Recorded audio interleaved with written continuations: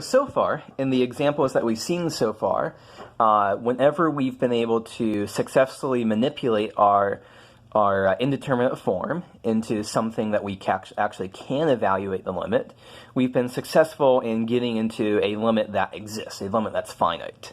That doesn't always have to be the case. Let's see an example of that. So f of x is, in this case, x cubed minus 1 over x minus 1, all of that cubed. And we're asking for the limit as x goes to 1 of that expression. So at this point, what's going on? Well, if we plug in 0 into our numerator, we get 1 minus, or sorry, plug in 1 into the numerator, we get 1 minus 1 is 0. We plug in 1 into the denominator, we get 1 minus 1 is 0. All of that cubed is 0. So we do, in fact, have an indeterminate form. So now we can go ahead and manipulate this.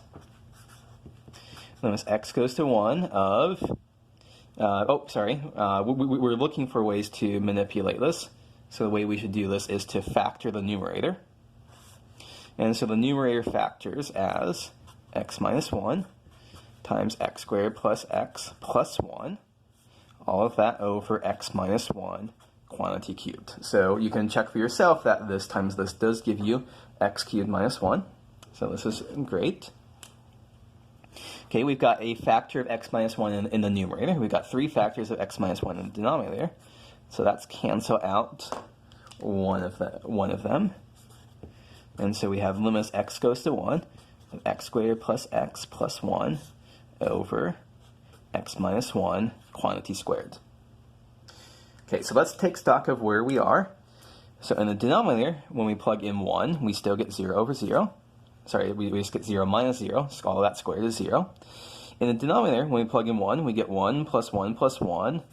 So we have a 3 over 0 form.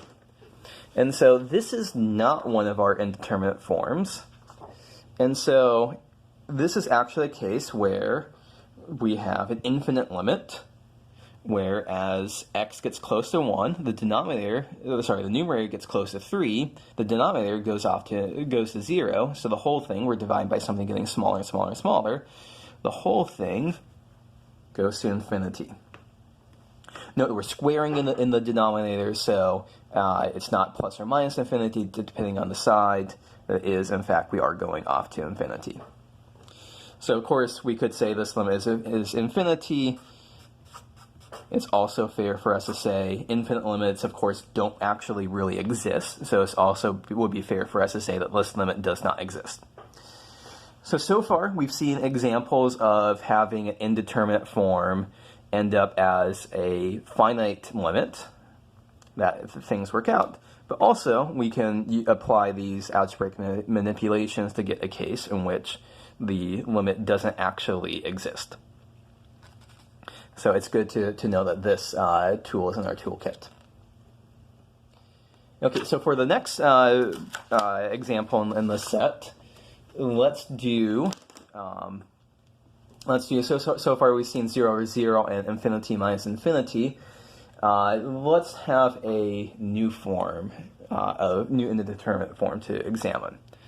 So what happens if I ask about f of x is tangent x over secant x, and we ask for the limit as x goes to pi over 2 of tangent x over secant x.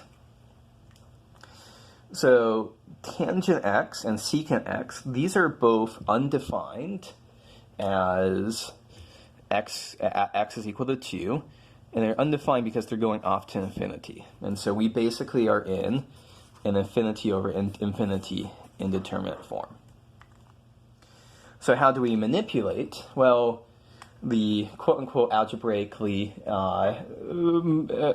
manipulations here is really rewriting our trig functions in other forms.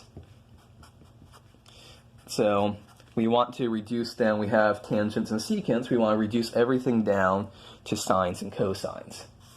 So tangent is sine over cosine, and secant is 1 over cosine. And so rearranging this, we're dividing by some fraction so we can flip it upside down. So we have sine x over cosine x times cosine x over 1. And so we can cancel out the factors of cosine x. So realize that this was what was causing us problem, these factors of cosine x, because x went to pi over 2, these were both 0. So in this case, we were dividing by 0 in both the numerator and the denominator. But at this point, we've gotten rid of the treble spots. So it's just the limit as x goes to pi over 2 of sine x. And that is going to be something we can just plug in. Sine of pi over 2 is equal to 1. So that's how we can take care of, so here's an example of us doing an infinity over infinity in indeterminate form.